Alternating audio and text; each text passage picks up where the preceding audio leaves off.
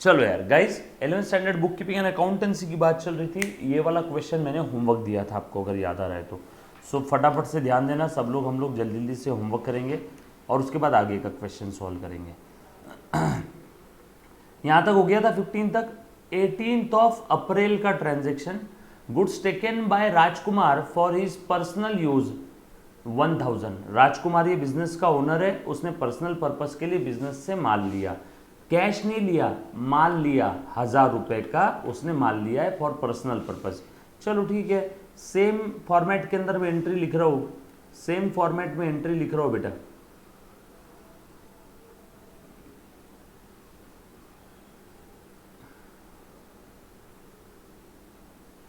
थोड़ी जगह बना लेता हूँ एंट्री लिखने के लिए। लो, आपने आगे बनाना है अगले पेज पे फॉर्मेट, आपने वहीं के वहीं नहीं लिखना है। आपने आगे कंटिन्यू करना है बेटा। 2-3 पेज का भी जर्नल एंट्री का आपका फॉर्मेट गया है तो भी चलेगा। तो हर पेज पे आपने ऐसा फॉर्मेट बना लेना है, date, particular, ledger, folio, debit column, credit column. एक पेज खत्म हो गया, अगले पेज पे फिर से ऐसा बनाओ अगला। ठीक है। सो 18 तारीख की बात चल रही है। 18 तारीख को उसने माल लिया पर्सनल पर्पस के लिए। पर्सनल पर्पस के लिए लिया तो ड्रॉइंग अकाउंट क्या होगा रे बेटा? डेबिट होने वाला है। So drawing account will be debited. Clear? ये बात समझ आई सभी को? सब लोग साथ में बेटा। So drawing account will be debited. Then आगे कैश लिया रहता तो लिखते टू कैश अकाउंट। माल लिया है, गुड्स लिया है, माल लिया है, तो हम लोग क्या लिखेंगे बेटा यहाँ पे? To purchase account. माल खरीदा तो परचेज डेबिट करते हैं, माल कम हो गया लेकिन सेल नहीं है तो परचेज को क्रेडिट करते हैं। माल आया तो परचेज डेबिट करते हैं, माल सेल किया तो सेल को क्रेडिट करते हैं। लेकिन यहाँ पे माल चला तो गया लेकिन सेल नहीं है, तो एक काम करो, परचेज को कम करो। परचेज का डेबिट बैलेंस होता है, कम करना है तो क्रेडिट करो। कितने का माल लिया बेटा उसने? 1000 रुपीज़ का। कितने का माल लिया बेटा उसने? 1000 रुपीज़ का। क्लियर है? सो यहाँ पे नरेशन लिख देता हूँ, goods taken for personal use. Goods taken for personal use. Done? लिखा सभी ने? पक्का? चलो आगे। Next,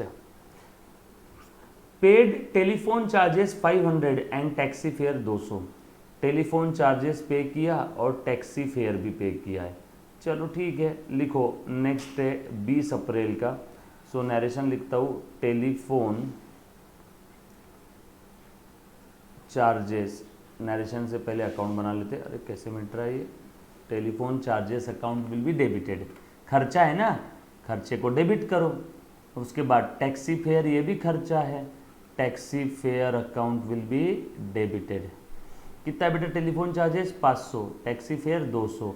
telephone charges 500 debit, taxi fare 200 debit. और ये पेमेंट कर दिया तो कैश में दिया होगा। So to cash account, to cash account 700 रुपये। टू कैश अकाउंट 700 रुपये। Yes or no? Telephone charges and taxi fare paid. Telephone charges and taxi fare paid.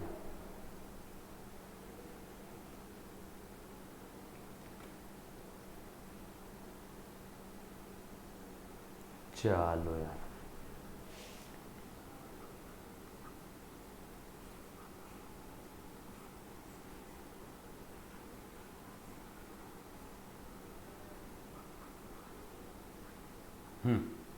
उसके बाद paid transport charges 5000 at 5% GST.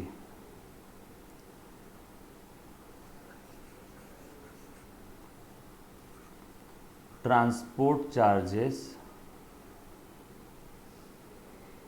Account will be debited.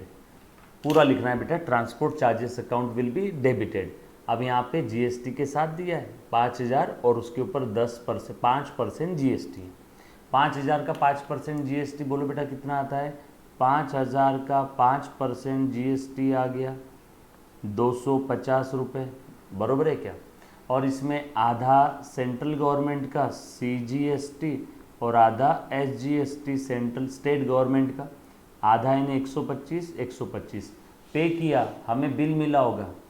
जब हम लोग GST पे करते हैं तो हमें बिल मिलता है या सर्विस मिलती है, तो input GST, so input CGST account will be debited, input SGST state government का GST, और ये ऊपर सेंट्रल का GST है।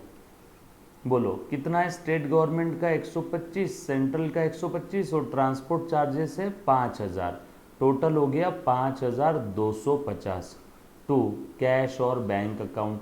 कुछ बोला नहीं है तो हमने कैश अज्यूम कर लिया, कुछ बोला नहीं है तो हमने कैश अज्यूम कर लिया। नरेशन लिखो, being transport charges paid, being transport charges paid, being transport charges paid at, ऐसा लिख लो नीचे, एट 5% GST। डन, ठीक है। चलो बेटा आगे, सब लोग साथ में हैं। नीलकमल, अदिति, रुचा, सानिया, प्रतीक, प्रथमेश, संतोष, स्वयं, फातिमा, ठीक है। उसके बाद paid audit fees ₹5000 by cheque. Audit fee क्या होती है बेटा? हम लोग चार्टर्ड अकाउंटेंट को देते हैं, वो हमारे बुक्स ऑफ अकाउंट का ऑडिट करता है। हम लोग चार्टर्ड अकाउंटेंट को देते हैं, वो हमारे बुक्स ऑफ अकाउंट का ऑडिट करता है, चेक करता है। ऑडिट करना मतलब बुक्स ऑफ अकाउंट्स को वेरीफाई करना, चेक करना, एग्जामाइन करना। चेक करेगा बुक्स ऑफ अकाउंट जैसे होने चाहिए थे प्रॉपरली वैसे ही मेंटेन किए हैं कि नहीं किए, तो उसके लिए चार्टर्ड अकाउंटेंट को फीस देते हैं, खर्चा है हमारे लिए। ऑडिट फीस खर्चा है, so audit fees account will be debited to cash or bank. अच्छा, बैंक से नहीं, चेक से दिया है, so to bank account. Cheque से दिया है, सो टू बैंक अकाउंट। 5000 रुपये, बहुत ही सस्ते में ऑडिट कर लिया लगता, 5000 रुपये। नरेशन लिख दो, being audit fees paid, being audit fees paid, being audit fees paid, बरोबर। चलो आगे। उसके बाद आ जाओ मुन्ना। Purchase furniture of ₹70,000 and amount paid by cheque at 12% GST। Purchase furniture ₹70,000 और अमाउंट कैसे पे किया? चेक से। अमाउंट कैसे पे किया? चेक से, ठीक है। आ जाओ, लिख लेता हूँ बेटा फटाफट से। आप मेरे साथ साथ लिखना, मैं बार बार बता रहा हूँ, बुक्स अच्छे से मेंटेन करना है, साथ साथ लिखना है।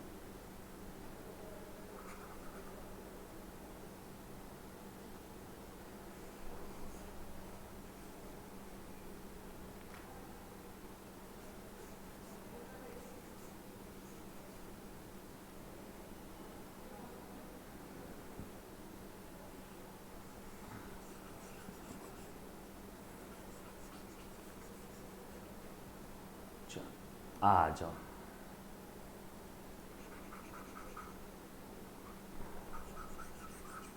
ये अपने लिए हो गई जगह लिखने के लिए। स्पेस बना बना के लिखना पड़ता है ना, वरना क्वेश्चन अलग दिखा होगा और आपको अलग दिखा होगा तो आपको समझ में नहीं आएगा, इसीलिए। चलो आ जाओ। उसके बाद अगला है बेटा, purchase furniture for 70,000 and amount paid by cheque at 12% GST। 70,000 का फर्नीचर लिया है, बताओ तो। 70,000 रुपये का फर्नीचर है, उसके ऊपर CGST और SGST दोनों मिला के 12% है। 12% 70,000 का यानी 8,400, 12%। इसमें आधा 8,400 का आधा CGST, कितना है बेटा 8,400 का आधा? 4,200, और आधा SGST 4,200, तो ये कितना हो गया? 78,400। फर्नीचर है, ये इनपुट CGST और ये इनपुट SGST, बरोबर है। और ये टोटल इतने का चेक दिया 78,400 का। बताओ कौन से तारीख का है बेटा, 26। सो फर्नीचर आ गया, furniture account will be debited, 70,000 का फर्नीचर है, ये बेटा ध्यान देना। उसके बाद IGST, IGST इनपुट, इनपुट, एक सेकेंड,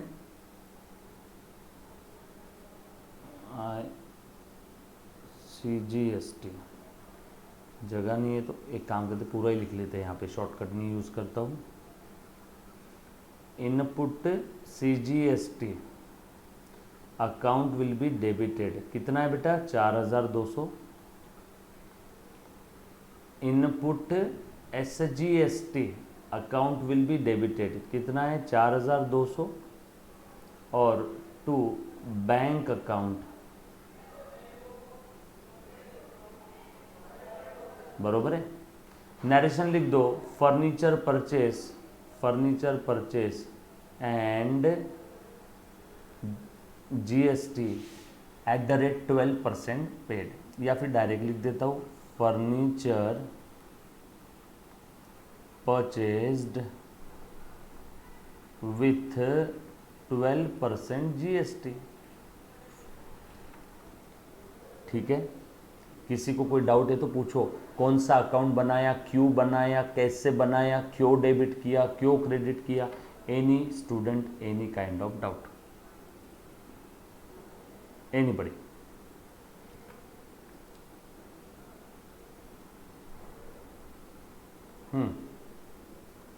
बोलो बेटा।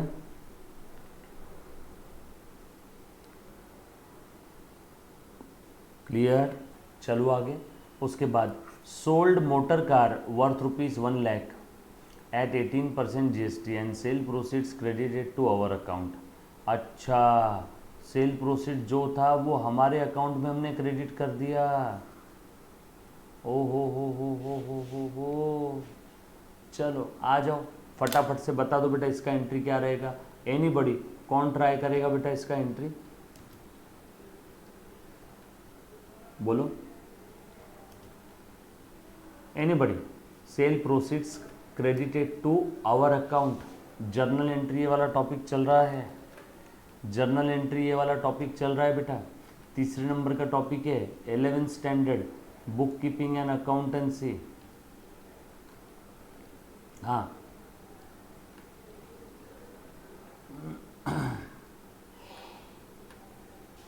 यस, बोलो बच्चों।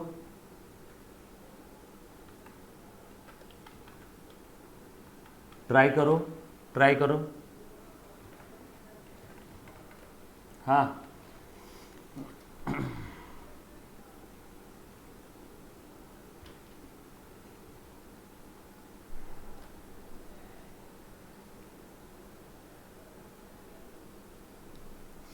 क्या मतलब हुआ इसका, sale proceeds credited to our account यानी हमारे बैंक अकाउंट में आ गए, ऐसा हम लोग सोचेंगे। ओनर पर्सनल लेके गया रहता है तो हम लोग सोचते हैं ओनर पर्सनल लेके गया है तो ड्राइंग अकाउंट को डेबिट करते, लेकिन sale proceeds credited to our bank account. Sir हमारी बैंक कौन सी है, देना बैंक। सर जहाँ जहाँ पे बैंक आए वहाँ पे देना बैंक लिख सकते हैं क्या हम लोग, लिख सकते हैं, लिखना है तो लिख लो, कोई दिक्कत नहीं है। जहाँ जहाँ पे बैंक अकाउंट आया वहाँ पे देना बैंक भी लिख सकते हैं, बोलो। चल मैं बताता हूँ, मोटर कार बेच दिया 1 लाख रुपए की और जो GST है वो 18% हमारे अकाउंट में आ गया और कार का भी पैसा आ गया। सो बैंक में कितना पैसा आया टोटल, 28 तारीख की एंट्री ले रहा हूँ। सो बैंक में पैसा आया, देना बैंक और bank account will be debited 1 lakh और 18% GST ने बैंक में आया 1,18,000। तो मोटर कार बेच दिया, मोटर कार थी 1 लाख की, सो मोटर कार अकाउंट क्रेडिट हो गया 1 लाख, क्योंकि कार चली गई है, कार चली गई है। कार आती तो कार को डेबिट करता, कार बेच दिया तो कार को क्रेडिट कर दिया, कम हो गई। उसके बाद टू, अब बताओ बेटा कौन सा GST रहेगा यहाँ पे, कार बेचा है, सामने वाले को बिल दिया है, माल दिया है या सर्विस दी है। जब हम लोग देते हैं किसी को तो आउटपुट, जब हम लोग माल या सर्विस लेते हैं या कुछ लेते हैं तब GST भी लेते हो, इनपुट यहाँ पे दिया है तो आउटपुट, आउटपुट CGST और आउटपुट आउटपुट SGST कितना है बेटा? 18,000 का आधा 9,000, 9,000 आधा सेंट्रल का आधा स्टेट का, बरोबर है। नरेशन लिख दो, being motor car sold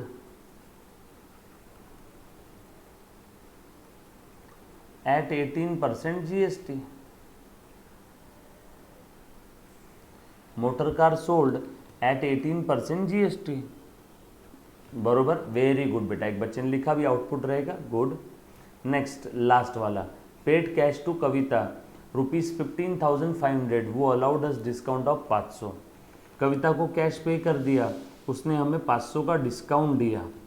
cash पे कर दिया, पेड कैश, पेड यानी 15,500 पे किया, पेड 15,500, और ये डिस्काउंट के बाद ही होंगे। हाँ, यहाँ पे लिखा है ना पेड 15,500, मतलब इतना दे दिया कैश, मेरे जेब से कैश गया 15,500, मतलब ये डिस्काउंट माइनस करने के बाद ही होगा। ऐसा तो कोई करेगा नहीं, ये ले 15,500 और दे इसमें से 500 वापस, नो। पेड कर दिया, पे हो गया, पेड मतलब ये डिस्काउंट माइनस हो गया, मतलब 16,000 देना होगा। 16 में से 500 का डिस्काउंट मिला, तब कहाँ जाके 15,500 दिए। टोटल 16,000 देना होगा, उसमें से 500 का डिस्काउंट मिला, इसीलिए हमने 15,500 पे किए होंगे। पेड मतलब हमें ये वाली फिगर दे दी और ये दे दी, ये हमें खुद से होके समझना पड़ेगा कि मेन जो अमाउंट देना बाकी है कविता को वो 16,000 है। कविता को जो देना बाकी है वो 16,000 है। कविता को जो देना बाकी थे, यानी कविता हमारी क्रेडिटर थी, अब उसको पेमेंट कर दिया, यानी क्रेडिटर कम हो गए, तो अब वो कविता डेबिट हो जाएगी। और हमने कैश कितना पे किया? 15,500। डिस्काउंट मिला यानी मेरे लिए इनकम या गेन, सो डिस्काउंट को क्रेडिट करो, कितना? 500। कविता को डेफिनेटली देना होगा 16,000, तो कविता अकाउंट डेबिट 16,000। नरेशन लिख दो, पेड कैश एट 500 डिस्काउंट, या फिर डायरेक्ट भी लिख दिया एट डिस्काउंट तो भी चलेगा, डायरेक्ट भी लिख दिया है ना, paid cash and discount receive तो भी चलेगा। अब बताओ, यहाँ तक किसी बच्चे को कोई डाउट? आपने जो होमवर्क किया था उसके भी जवाब ऐसे आ गए। अगर कहीं कुछ गलत हुआ होगा तो समझ में आया, कहीं किसी को कोई डाउट है तो प्लीज़ एक बार पूछो बेटा। Anybody, any kind of doubt? Clear है? पक्का? चलो आगे। सो ध्यान दे दो। नेक्स्ट क्वेश्चन नंबर 5,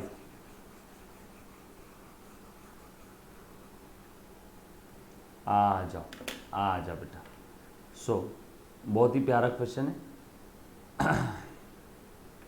चलो बेटा ध्यान देना।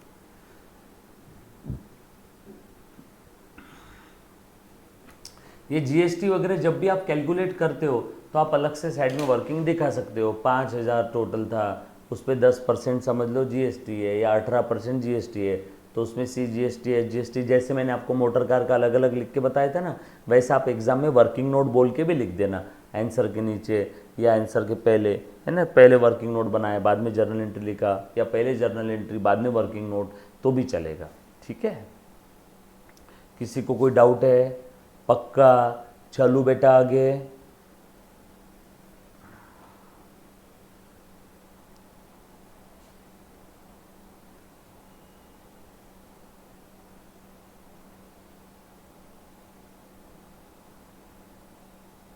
चलो ओके।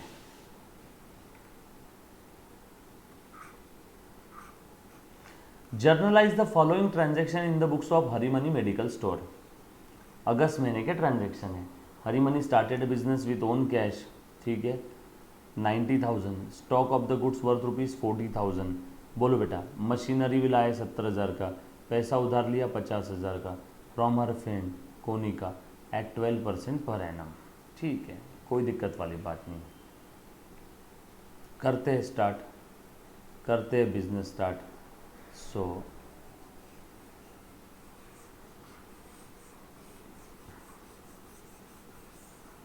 आ जाओ, लिखते हैं बेटा प्रॉपरली फिर से।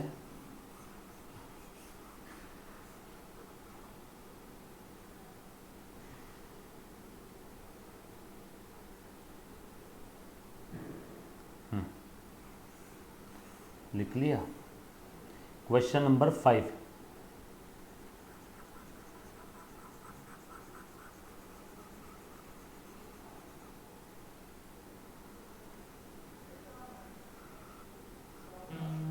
डन।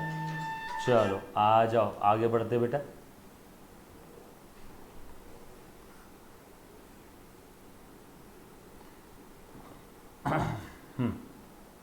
लिखो, in the books of in the books of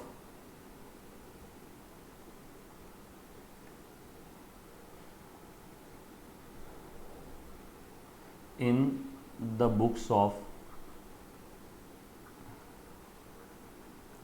Harimani medical store, Harimani medical store लिखना है सभी ने। In the books of Harimani medical store लिखो बेटा, मेरे साथ साथ लिख, माझ्या सोबत सोबत ली बाळ, कोई भी चीज़ छोड़ना मत, मेरे साथ साथ लिखना। हरिमनी मेडिकल स्टोर पूरा लिखना है ऐसा। नीचे लिखो जर्नल एंट्रीज, नीचे लिखो जर्नल एंट्रीज, ठीक है, नीचे लिखना है journal entries.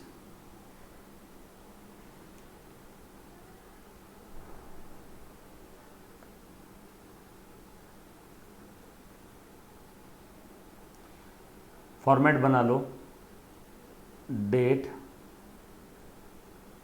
Particulars, ledger folio, debit amount, credit amount. Done. लिखो बेटा पहला, हरिमनी स्टार्टेड अ बिजनेस 1 अगस्त को है ना, डेट यहाँ पे लिख देता हूँ अगस्त, पहली तारीख। Started a business with cash, with stock, with machinery, ठीक है। आ जाओ, कैश लेके आया 90,000 का,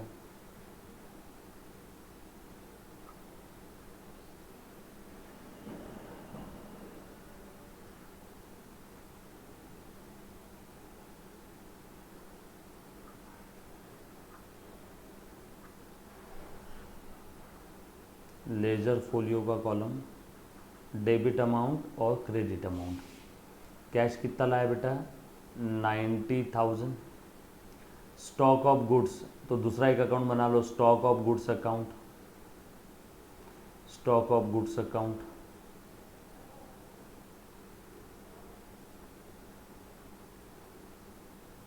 stock of goods account will be debited worth ₹40,000।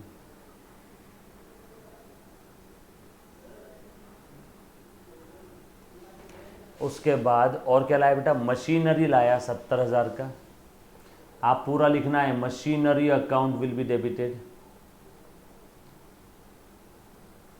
पूरा लिखोगे बेटा आप, एग्जाम में शॉर्टकट नहीं चलेगा। Machinery account will be debited. Borrowed money from her friend Konika, Konika से लोन लिया। चलो ये तीनों असेट आ गई है, तो असेट अकाउंट डेबिट कर दिया, बिजनेस में असेट आ गई, असेट का डेबिट बैलेंस है और असेट बढ़ रही है, बिजनेस में आई तो असेट बढ़ती है। कैश बिजनेस में आ गई, बिजनेस में कैश इंक्रीज हो गई, स्टॉक आया, स्टॉक अकाउंट डेबिट, बिजनेस में असेट आ रही है तो असेट को डेबिट करो। एंड लोन लिया कोनिका से 50,000 का, सो यहाँ पे लिख देता हूँ to loan from Konika, to loan from Konika 50,000 रुपये। लोन फ्रॉम कोनिका अकाउंट 50,000 रुपये, लोन फ्रॉम कोनिका अकाउंट 50,000 रुपये, ठीक है। डन। चलो आगे बेटा, सब लोग साथ में हैं। उसके बाद और क्या है बेटा मुन्ना, एट 12% पर एनम, यानी उस कोनिका को ब्याज देना पड़ेगा 12% 1 साल का। और बचा हुआ क्या है बेटा, कैपिटल कितना हो गया देखो तो ज़रा फिर, to capital account, to capital account. बोलो कैपिटल कितने का हो गया, फटाफट से बता दो। 90,000 की कैश थी, 40,000 का स्टॉक था 31, और 70,000 का ये था बेटा, बरोबर है। तो कैपिटल हो गया आपका 2 लाख रुपए का, ठीक है। अब ध्यान देना, एक चीज़ काम की चीज़ बता रहा हूँ मैं। और कोनिका से जो कैश लिया ये तो हो गया कैपिटल, कोनिका से जो कैश लिया उसका 50,000 यहीं पे लिख दूँ मैं अलग से, यहाँ पे लिखते फिर 140। सर ये समझा नहीं, याद आया कि लास्ट लेक्चर में मैंने अलग से एंट्री पास किया था। अरे बाबा उसने कैश लाई 90, कोनिका से पैसा लिया 50, तो 90 प्लस 50 कैश तो 140 ही दिखेगा ना। सो कैश 140 है। टोटल चेक कर लो, मैच हो गए 140 और 40, 1,80,000 और 70 2,50,000। ये भी देख लो इधर 2,50,000 है। क्लियर हुआ? ये समझ में आया कि आपको बात? बोलो बेटा, यहाँ पे किसी बच्चे को कोई डाउट है तो एक बार पूछो। कैश 1,40,000 कैसे आया, समझा सभी को? कैश था 90,000। आपको अगर 2 एंट्री पास करना है तो ऊपर की कैपिटल की अलग से लिखो, cash account debit, stock account debit, machine account debit to capital 1 lakh, कितना रहा है 1 नहीं 2 लाख, और cash account debit to loan from Konika 50। ये 2 एंट्री भी लिख सकते हैं या दोनों को मर्ज कर सकते हैं। पिछले क्वेश्चन में मैंने अलग अलग लिखा था, एक बच्चे ने पूछा था सर मर्ज कर सकते हैं क्या, इस क्वेश्चन में मैंने मर्ज कर दिया। बरोबर? पक्का? चलो आगे।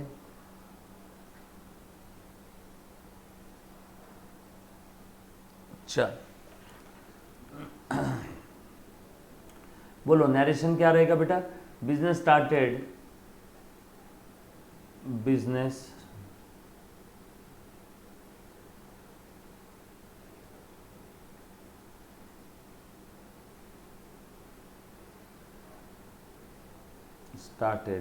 with cash, stock, machine and loan from Konika. So business start किया बेटा, कैश लिया, स्टॉक लिया, मशीन लिया, लोन फ्रॉम कोनिका है। सो कैश टोटल कितना आ गया मेरे पास में 1,40,000। कैसे आया रे मुन्ना? खुद की कैश थी 90, कोनिका से लिया 50, 90 और 50 1,40,000। ये जो दिख रही है स्क्रीन पे। डन। चलो आगे। Bought goods worth ₹50,000 from Madhuri at 10% trade discount.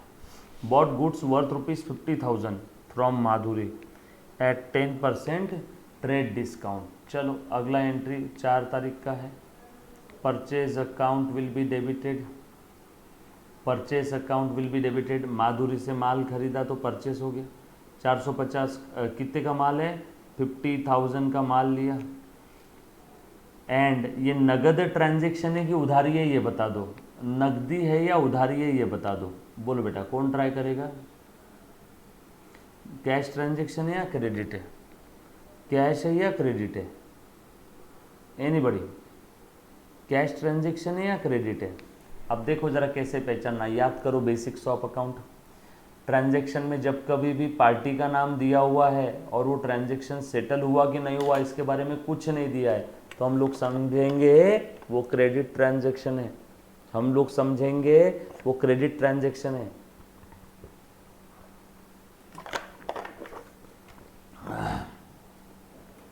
फिर से बताता हूं, ये ट्रांजेक्शन का 50,000 का जो माल लिया इसका सेटलमेंट हो गया ऐसा कह दिया है क्या? सर सेटलमेंट मतलब माधुरी को पेमेंट कर दिया, चेक से दे दिया, कैश में दे दिया, गोल्ड दे दिया, असेट दे दी, सेटल हो गया, कैश में दिया ऐसा कह दिया है? सेटल हो गया ऐसा कहीं लिखा है? या पेमेंट कर दिया ऐसा लिखा है? नहीं। सो सेटलमेंट के बारे में कुछ नहीं बोला है और पार्टी का नाम दिया है। सेटलमेंट के बारे में कुछ नहीं बोला है और पार्टी का नाम दिया है। सेटलमेंट के बारे में कुछ नहीं बोला है और पार्टी का नाम दिया है तो उधारी ट्रांजेक्शन है। सो परचेस अकाउंट डेबिट 50,000 का माल था, 10% ट्रेड डिस्काउंट है। लास्ट लेक्चर में बताया था, trade discount straight way minus कर दो, trade discount straight way minus कर दो और बैलेंस फिगर के लिए एंट्री करना है। 50,000 में से 10% यानी 5,000 गए, बचा 45,000। So purchase account will be debited 45,000 to Madhuri account. Madhuri से उधारी में माल लिया है। नरेशन लिख देंगे, गुड्स परचेज्ड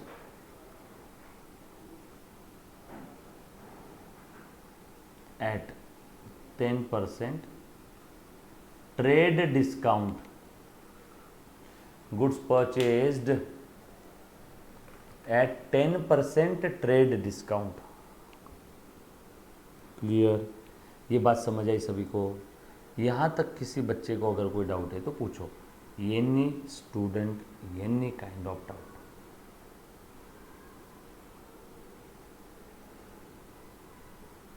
क्लियर है? पक्का? उसके बाद return goods worth ₹450 to Madhuri for not being as per sample. Madhuri को 450 का माल वापस किया क्योंकि जैसा बोला था वैसा नहीं है।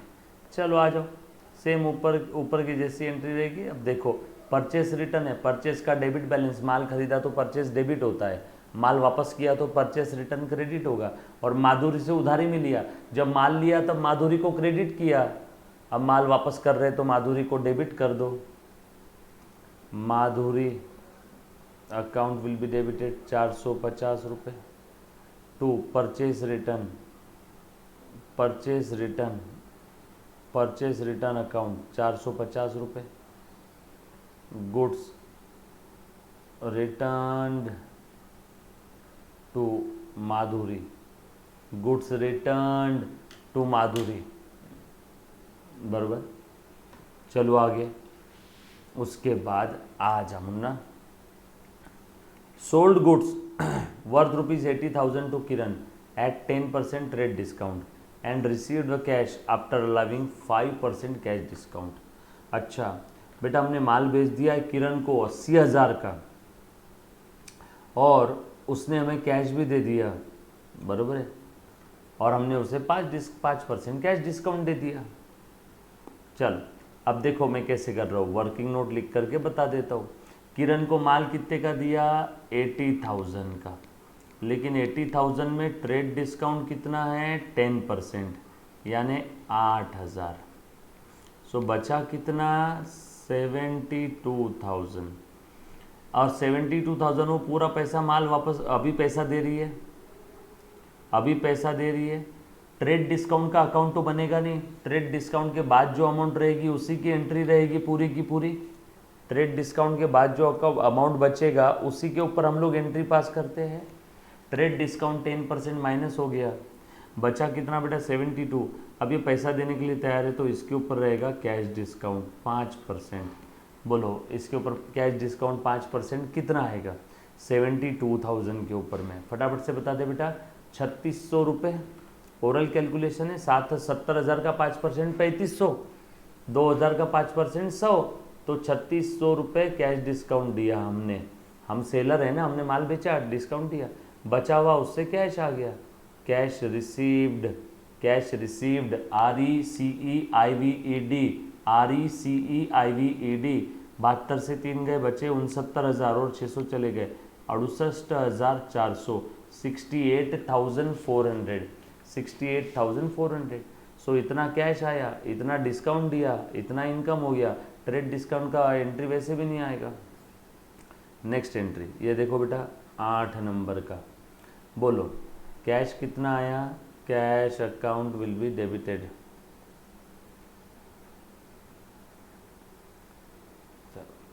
डिस्काउंट अकाउंट और discount allowed account will be debited. Discount allowed ALLOWED, discount कितने का दिया? 3,600 का। ट्रेड डिस्काउंट का अकाउंट नहीं बनेगा क्योंकि हम लोग एंट्री ही 72,000 की कर रहे हैं, स्ट्रेट वे उसका प्राइस ही कम कर दिया। सो पूरा किस्सा ही 72,000 का है। और यहाँ पे 2 सेल्स अकाउंट, सिंपल है, डन है। चलो आगे।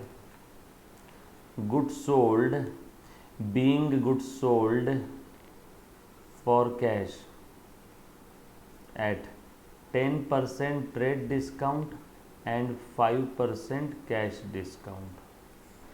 10% trade discount, 5% cash discount. Done. यहाँ तक किसी बच्चे को अगर कोई डाउट है तो प्लीज़ एक बार पहले पूछो। एनीबडी?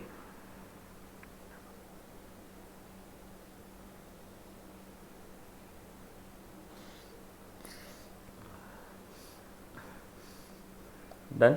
चल उसके बाद आगे पेड रेंट ₹4,000 नेक्स्ट 13 तारीख का। So rent account will be debited to cash account, आप फॉर्मेट में लिखोगे being rent paid purchase new machinery worth ₹1 lakh from Bajaj at 28% GST and amount paid by debit card 20 paid for salary। अच्छा ये अगला है, ये अगला transaction है।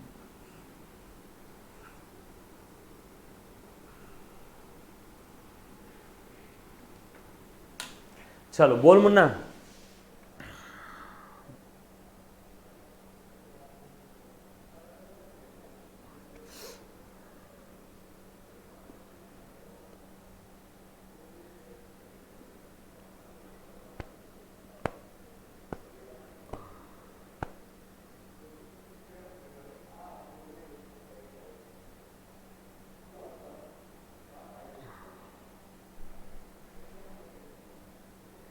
बरोबर, चल आ जाओ, अब मैं ले रहा हूँ, अच्छे से ध्यान देना। थोड़ा सा ये लिख लिया बेटा सभी ने, मैं मिटा दूँ जो स्क्रीन पे लिखा हुआ है ना, ध्यान दे दो, आ जाओ, ध्यान देना बेटा।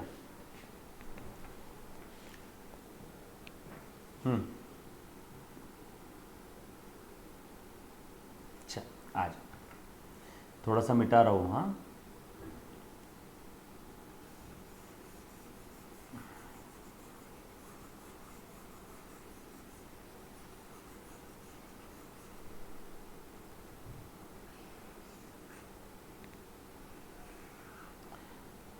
ठीक है, बोल तो। Purchase a new machinery worth ₹1 lakh from Bajaj limited at 28% GST। Bajaj से मशीन खरीदा है बेटा हमने, 1 लाख का मशीन है, तो machine account will be debited, direct लिख ले। तो बेटा यहाँ पे 17 तारीख की एंट्री की बात चल रही है। Machinery account will be debited, machine account will be debited 1 lakh rupees. आगे 28% GST दिया उसके ऊपर, बाप रे बाप, 28 मतलब 28 का आधा 14 सेंट्रल का, 14 स्टेट का, 1 लाख का 14%। सो मशीन खरीदा, मशीन आ रही है, बिल मिला होगा, मशीन आ रही है, बिल मिला होगा, तो input GST, input CGST account will be debited, input SGST account will be debited 14,000 and amount paid bye debit card. Debit card यानी बैंक से पैसा दिया है। डेबिट कार्ड मतलब क्या, डेबिट कार्ड अकाउंट थोड़ी बनता है, पैसा बैंक से गया ना फिर। सो बैंक बैलेंस कम हो गया, बैंक बैलेंस, बैंक में पैसा आता है या चेक आता है, या बैंक में पैसा आता है या चेक आता है तो बैंक अकाउंट डेबिट, बैंक से पैसा गया तो बैंक अकाउंट क्रेडिट। सो 1,28,000। नरेशन लिखो बेटा, मशीनरी परचेज्ड एट 28% GST। बाप रे बाप, आगे लिखना है तो लिख सकते हैं, amount paid through debit card.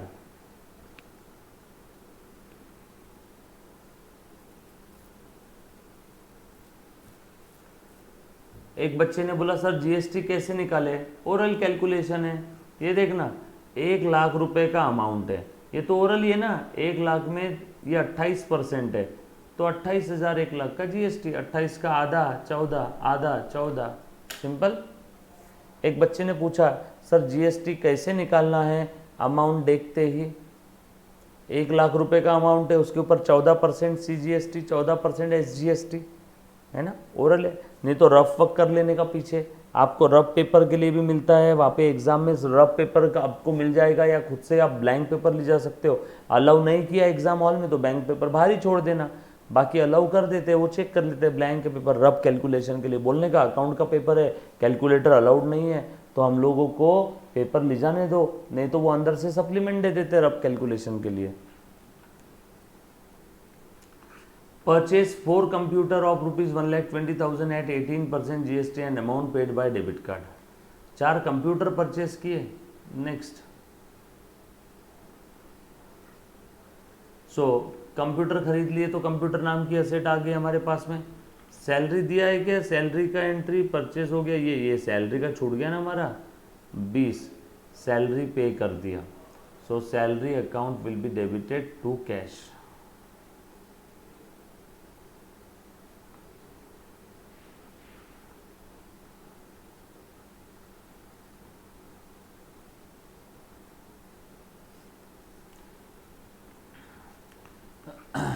चार कंप्यूटर परचेस किया, 4 कंप्यूटर परचेस किया, बोलो बेटा, और चारों कंप्यूटर 1,20,000 के हैं।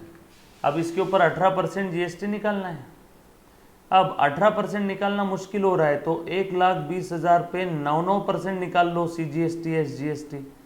18 निकालना क्या या 9 निकालना क्या, बरोबर है। तो 9% निकालना आसान हो जाएगा क्या, 1,20,000 का 9%, 12 9 अष्टोदर से है ना, 12 9 10,800।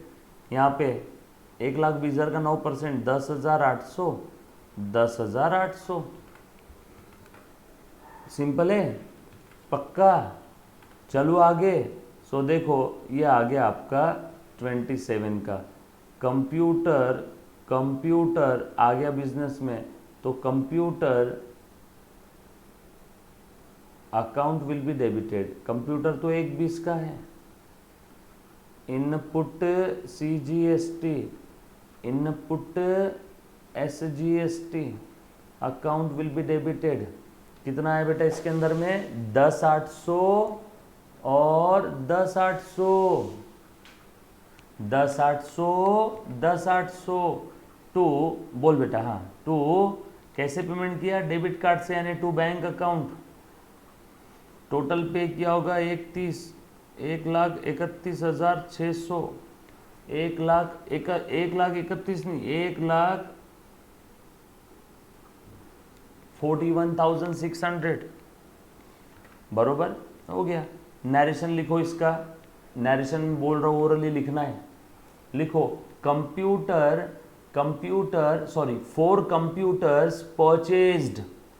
4 computers purchased at 18% GST and amount paid by debit card. Done. Amount paid through debit card.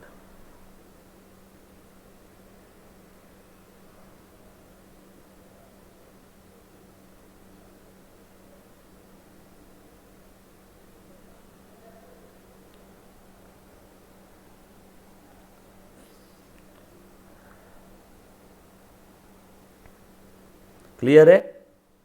4 computers purchased at 18% GST and amount paid through debit card. चलो लास्ट वाला, withdrew from bank 10,000 for personal use। Bank से withdraw किया, personal use है इसलिए drawing, personal use है इसलिए drawing, और cash निकाला रहता बिजनेस से तो टू कैश लिखता, बैंक से पैसे निकाला, बैंक बैलेंस कम हो गया, सो टू बैंक अकाउंट। नरेशन लिख लो, विड्रू फ्रॉम बैंक।